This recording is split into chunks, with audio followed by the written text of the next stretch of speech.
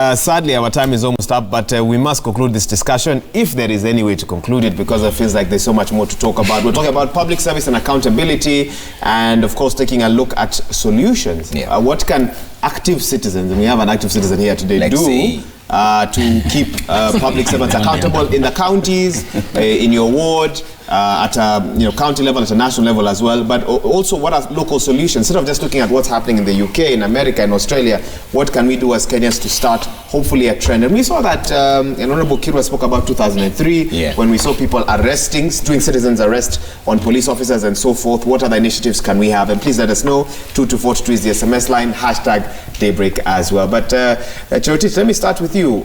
So what can we do? It almost feels like a battle with no end in sight. Yes, and no weapons.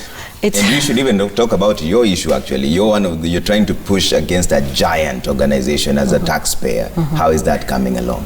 No, we're looking at Kinoti himself say there's 150 billion shillings stolen missing in action from Kenya Power alone, and we're not talking about the multi-trillion nature of the energy sector. Where are your numbers from? This is DCI. Oh, you're quoting DCI. Sorry, I missed that part. And sorry, DCI came up with it. We talk about 10.1 billion illegally taken from consumers between 2017 2018. We talk about 42 billion shillings irregularly paid to companies like Lake Turkana Wind Power. We talk about 2.14 trillion shillings allocated over the next 25 years illegally through the LCPDP to these independent power producers. We're talking about trillions and trillions of shillings in the energy sector. But the problem we have here, and this is I say as a citizen, as an active citizen, I'm going to ask questions at the micro level that has an impact on my bill, prepaid or postpaid. We were talking about it as we started. You have, I don't know, a 10,000 shilling. Let's not reveal. But it is 4 times what I have been paying. Wow. It is completely irregular, fraudulent, illegal. So as an active citizen, I ask the public servants responsible for the energy sector and its provision within the precepts of the Constitution and say, what are you doing? And we demand a level of accountability. We want heads to roll. We want to stop paying high electricity bills. So we're very active in the court of public opinion. And they say, here on Twitter, I'm a WhatsApp, I'm a Facebook. But it does make a difference. But in order for us to go where we need to go, we also need to be in the court of law. And that is where the real battle is being fought. That said, is a judiciary accountable? Do we have an accountable judiciary that will adjudicate to the very end in a free and fair and legally accepted manner using jurisprudence that is acceptable? We don't know. So we fight as citizens in the court of law, in the court of public opinion. Too many lives have been destroyed. And the deeper you get into the energy sector, it's generation, it's transmission, it's regulation, it's distribution, it's sale. It is so deep that the ordinary citizen just stops at the level of my bill is too high. And you know what? We're happy with that. Understand that your bill is high because of corruption, because somebody somewhere is fiddling algorithmically with your meter. Somebody somewhere has invented a whole series of pass-through tariffs where 40-something% of the money you pay to buy your tokens goes towards taxes, tariffs, and things that you don't even know. So what can I do if I believe I don't have the weapons to fight like Cherotich say has? I don't have maybe her resources. I don't know what resources you have. I don't have resources. You see, my question and my challenge out to Kenyans is don't wait to have millions of shillings in your pocket somewhere to start speaking about what is right. You can have absolutely zero. You can have little to nothing. You use the tools that are available to you. You mobilize at community level. You engage. You use social media platforms that are there. You investigate. Google is your friend. Just Google. KPLC has anchored itself in public. You don't even need to go very far to figure out what they're doing wrong. Use the tools readily available to you. Talk, engage, be respectful. We are sharp, we are harsh, but we are also respectful. And we say, these are our issues and we want it to stop. So this is our role. You can't say that we haven't tried to push for accountability in the energy sector. But I will ask the DCI, I will ask the DPP, I will ask the CS Energy, I will ask the President of the Republic of Kenya what they are doing to respond to our cries for accountability in the energy sector. And I'd like to bring in Kirwa on this. How can the taxpayer now, how far does the responsibility stop? Because you can only do so much. Like say he's taking on the energy sector. Should the citizens now start taking different departments each? Like the agriculture sector like needs a lot of activism from the headline of the Daily Nation this morning. And then now there's the police force as well now. Well, the more informed the citizen, the better for us. And that is the way to go. When you talk about the police with impunity, it is the broken window principle or theory that whenever you see a broken window, you are likely to think of going there. It comes from planning. You find many areas where there is a high rate of crime, areas where there is a bit of congestion, a bit of disorganization, because it is easy to maneuver, having done that. Remember New York City in 1988. It was said to be the capital of the world that has the highest number of crimes. Somebody came in as the governor of New York. He put all the sociologists together, the criminologists and other individuals in a room and told them what is the solution. They said reorganize the city. That is the way you can reduce crime.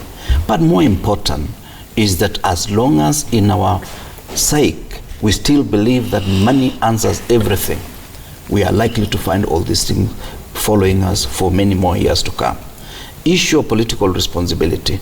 As long as parties are still coalition of tribes in Kenya, the way it is in many countries in Africa, except Tanzania and South Africa, we are likely to have this monster for many years to come.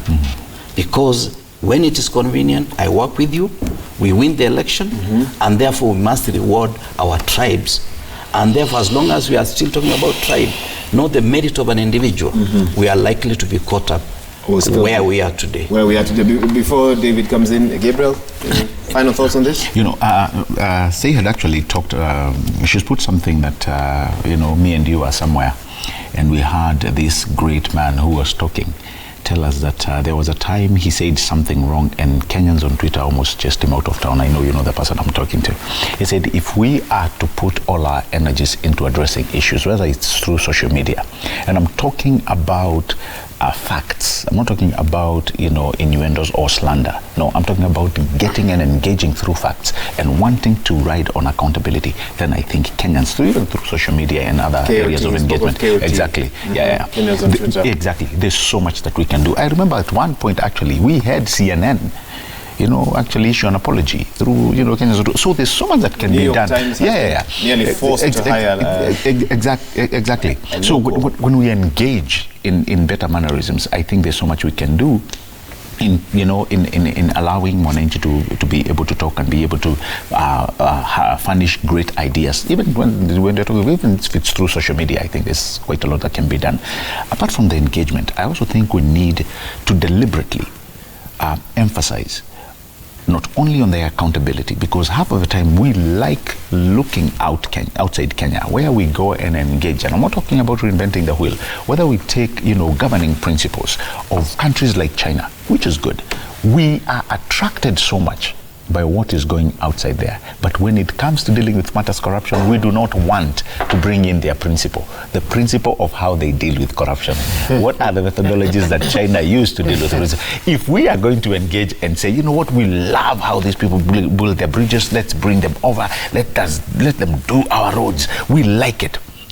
Why then can we also not like the principle that they use to deal in matters corruption? Because they put people to death.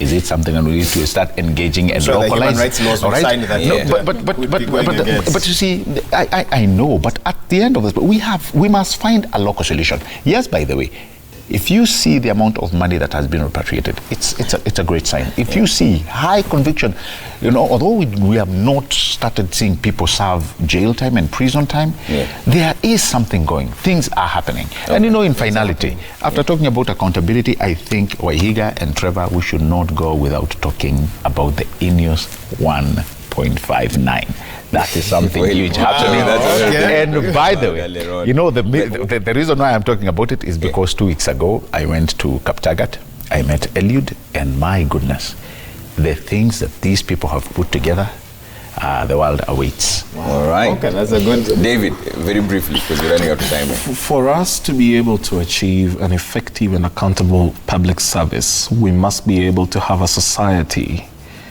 that enables that to happen. All the people in public service are a reflection of society. All these wonderful virtues we talk about must permeate our society. For when they permeate the society, then there is a chance that out of every 10, if you landed on one person, there is a 60% chance you have landed the right character. Until and unless that happens, it's going to be a problem. But how do we achieve this? We have to decide to consciously pass down correct values to our young ones. The result of this will only be seen 15 years from now. In the interim, in the intervening period, we may go through a very rough patch, but if we decisively hand down lessons to our children, then they will know that life is not about similarity of tribe. It is not about money. There is something more to it. It is the lesson imparted to me by my parents. During the break, remember I told you that I go for the meetings in Chamele because I am a product of the sugarcane sector. My father retires the end of this year from Sony Sugar, not even Chemelil.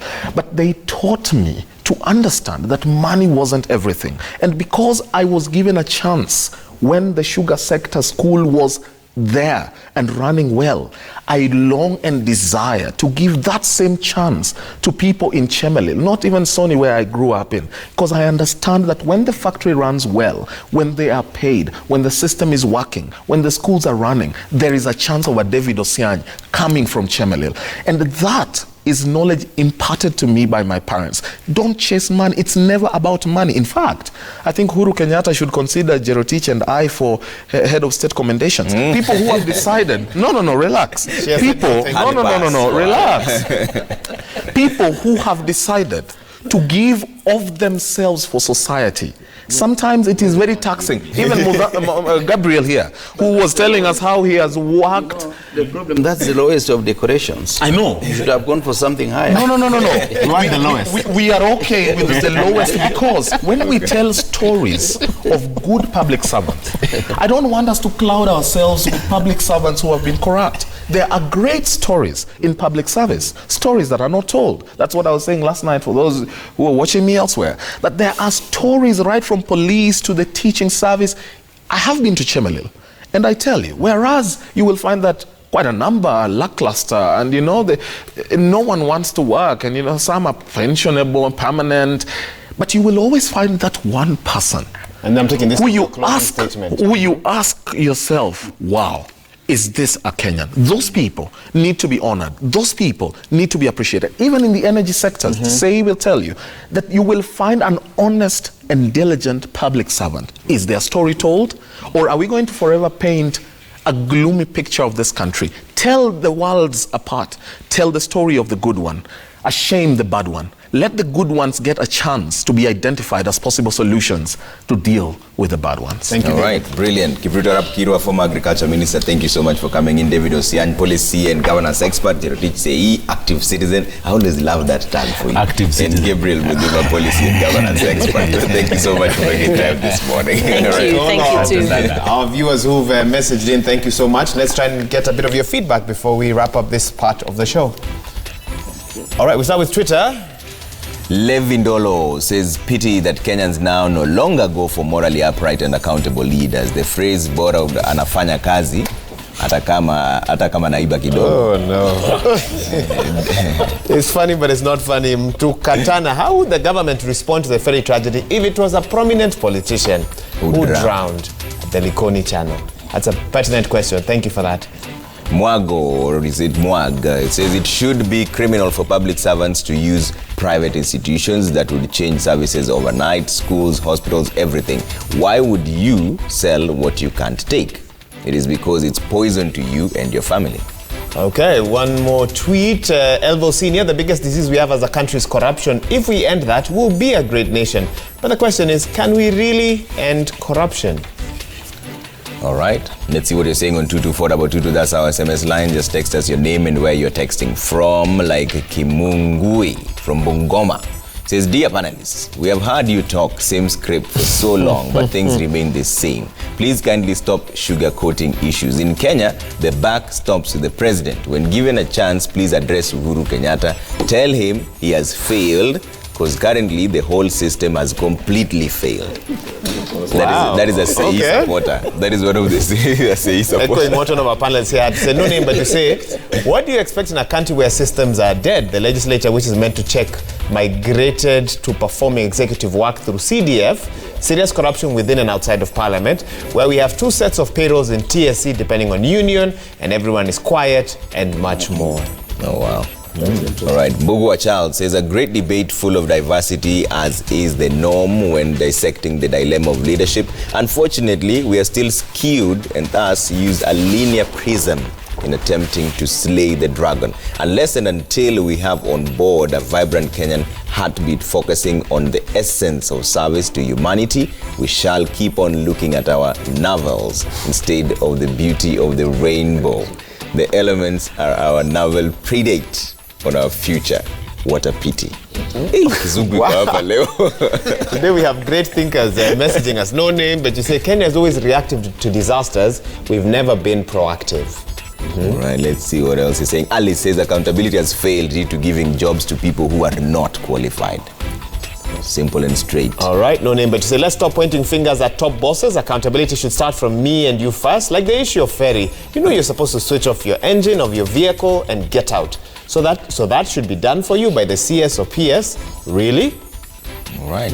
That's no response. Juliana Mulandi says, when you perform your work diligently as a public servant, you can't survive. Sooner or later, you are put out of the way through false accusations. This happened to me in TSC. Wow, okay. And this is the last second one? SMS we're seeing along those lines. No name, but to say Kenya will free herself from this mess the moment the election system and mechanism will change from my person mentality to a suitable person mentality.